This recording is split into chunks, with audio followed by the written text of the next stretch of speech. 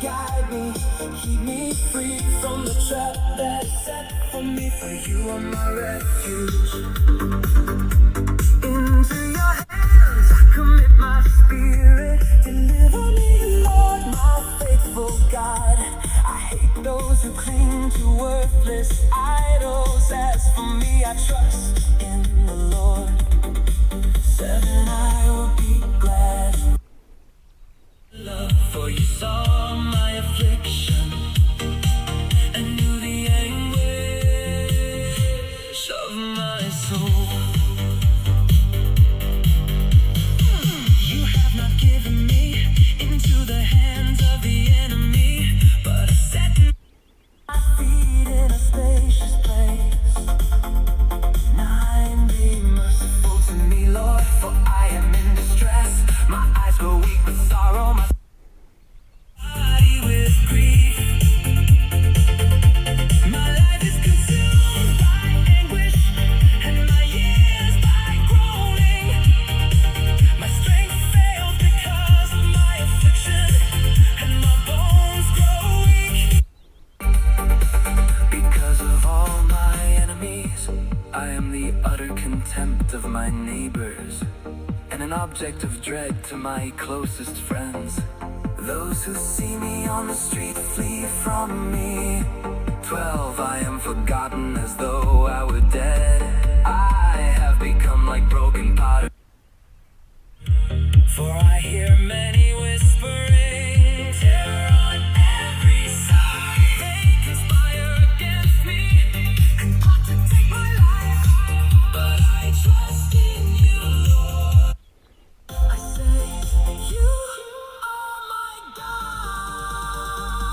My times are in your hands. Deliver me from the hands of my enemies, from those who pursue me. Let your face shine on your servant. Save me in your unfailing love.